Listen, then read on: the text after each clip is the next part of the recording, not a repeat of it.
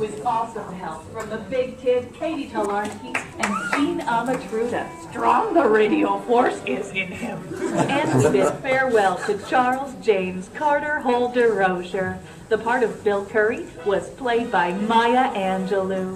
On tomorrow's show, David Edelstein, Gene Seymour, and the best of everything. Really? And now, back to the show. Yeah, that's right. Tomorrow we do a Friday show called The Nose, which Oppenheimer has been on, and it's usually a kind of a cultural roundtable. We're going to do kind of unusually tomorrow. David Edelstein from New York Magazine, very old, very dear friend, and Gene Seymour, who's been the jazz critic and a movie critic for several newspapers around the East Coast. They'll both be in WNYC studios, so it'll sound like they're right in the room with us, and we're going to talk about sort of the best of everything. And we thought it would be especially fun with a guy like Edelstein, who reviews movies all the time, to ask him what the best other things, the best book he read all year, assuming he ever got to read one, best TV show he saw, best music he heard all year. So it'll be the best of everything, and some of our other critics will be chiming in about that as well. So don't miss that one. Right now, we're here at the Henry Carter Hull Library in Clinton, Connecticut. I want to mention to those of you out in the audience that Charles James Carter Hull de Rozier, so from his family actually bankrolled this library. He's out in the audience right now with a floating mic if anybody wants to say anything, or just stick up a hand and Charles will get right to you. And do you have a victim over there? Or is it, yeah, all right, let's hear it, sir. You may be the victims, I'm not sure. Two things, and I'll try to be as quick as I can. First is the wonderful interlibrary loan system you guys have. I do some scholarly stuff. I tried to get a book out of the Yale Library and found myself lost in the meshes of it. And so I came here to the Henry Carter Hull Library, and within 3 days they had managed to suck it out of the entrails of one of the state colleges, and there it was. So it's amazing. The other thing, though, as you were talking, it struck me that because you're moving in all these social welfare areas, maybe it's time to consider, should we have libraries at all and take all these functions and give them, and kind of like an earthworm, you know? It has, when you cut it up in different ways, it'll reconstitute itself. It seems as if libraries as such can't really exist much anymore. Right. He uses very squishy metaphors. He learns how to get entrails and earthworms. And said the worms below the pie crust. Right. We were going to talk a little bit about this, about what does the library look like in 10 years? Is there a vision? Does somebody have an idea? I don't know. We'll start with you. Good question. Go ahead. Oh, well, at the beginning, Mary Beth mentioned sort of the transformation to community centers. I think we'll be seeing a lot more of that. More of, obviously, the demand for computing and computing equipment and office type equipment for people who choose to come to the library. I think there's also that basic need to connect with other humans. I don't think that's going to go away anytime soon. More collaborative workstations, more access to, say, high-end media editing. When you say collaborative workstation, what are you talking about there? What would that be? So if you're working on a project, and we see this in the academic library, we see more group assignments. Mm-hmm. So we have a lot of groups coming into the library, and just a flexible space that our library users can configure for themselves. So it's a little more empowering to suit whatever their needs are, just to make our spaces a little more flexible. Anybody else want to add to visions of the future? Well, as far as the collaborative piece, I mean, we have 3 meeting rooms here. We're meeting in the largest of the 3 today. 4, actually. We have a smaller one. But those are used constantly, and I just see that just growing and growing. Civic groups, nonprofits, we have even for-profits who come and need some training space. I mean, they just don't have the space for that. So as far as the community center and what people have long time called the third place, you know, home being the first place, yeah.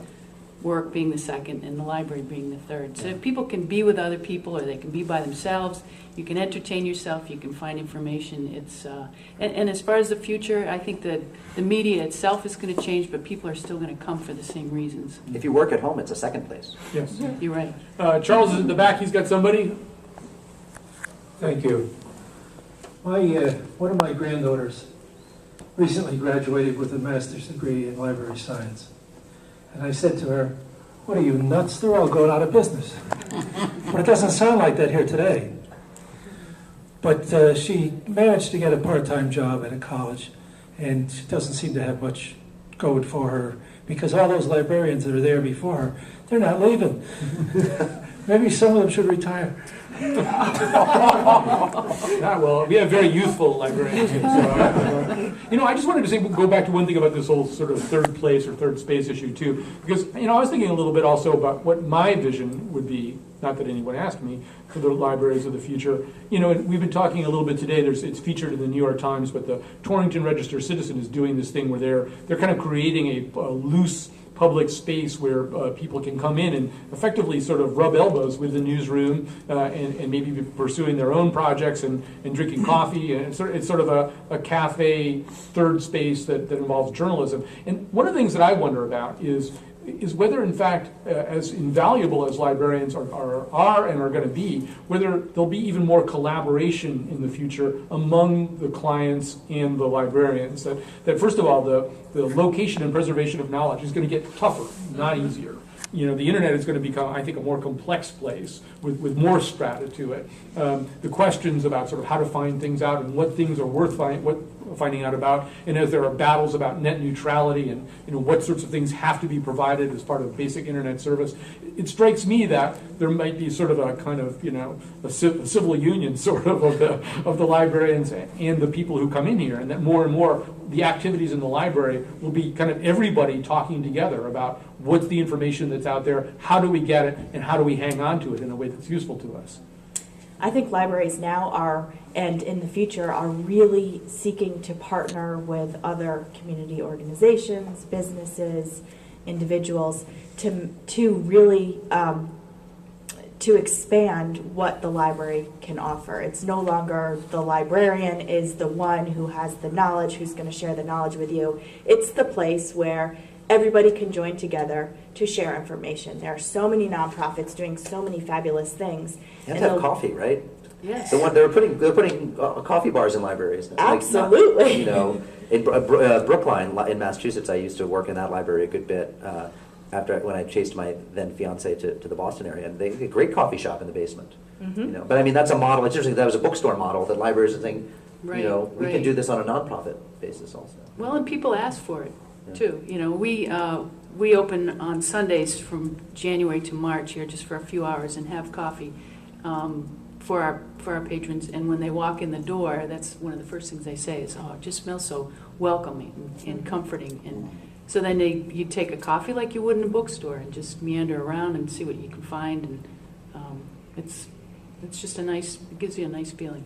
We talked about this during Banned Book Weeks, but we should talk about it again too. It seems to me that one of the other things that librarians can be and have been are, and to one of the extents that it's kind of a calling, are fighters for access to information that other people don't necessarily want you to have, whether it's a banned book or increasingly now something that's on the internet. I go on these, I should just mention some really interesting library sites. There's some kind of rock star librarians who have really interesting blogs and sites. One of them is David Lee King, who's in Topeka. And I think it's just davidleeking.com. There's a site called Librarian in Black that's run by the librarian from San Jose, Sarah Houghton, something like that. A terrific site. The San Jose Library website has just been redesigned too, and it's really interesting. It's just it's the library site of the future. And then there's Jessamine West, who runs librarian.net. But on all these sites, there's a lot of the talk is kind of about, well, for example, when the Library of Congress recently cut off WikiLeaks,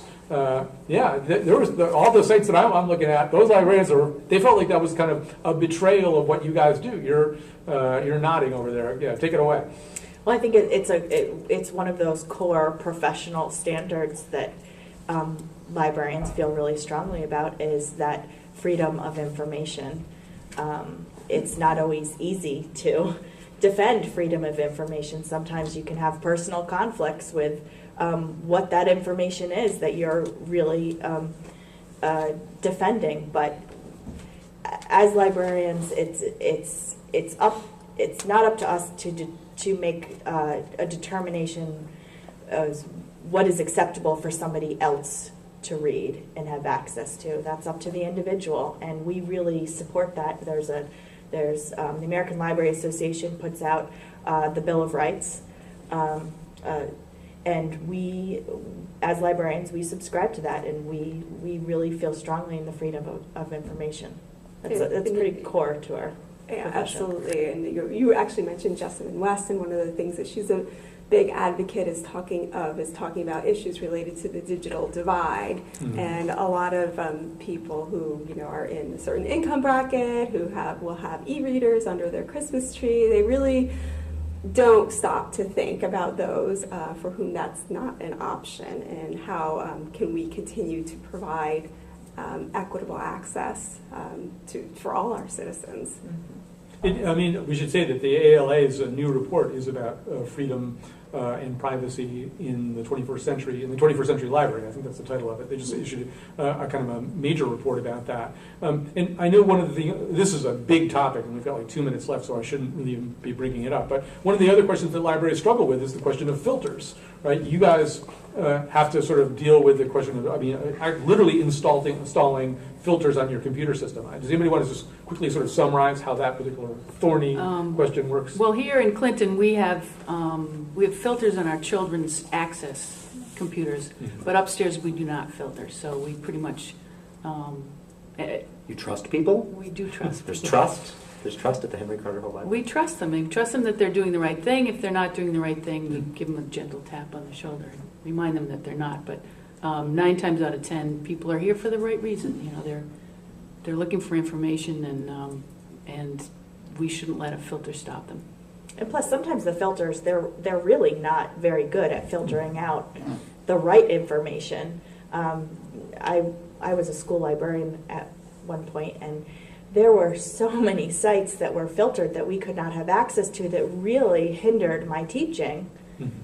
Because you're trying, to teach somebody, and then the crawlers, they don't do a good job. They're filter glitchy the at times wrong- too, Right. yes. There's a cranky post on one of those blogs I just talked about. Okay, it's time to wrap up. We had so many more things we wanted to talk about. We want to thank Mark Oppenheimer. He'll be starting a new book show on WNPR in February. For now, check out the NewHavenReview.com. That's his New Haven Review. Mary Beth Breen is our host. She's the director of the Henry Carter Hall Library in Clinton. Debbie Herman is the president of the Connecticut Library Association. Jill Dugas, who you just heard there, executive director of the Connecticut Library Consortium. Give yourself a big hand, people in Clinton.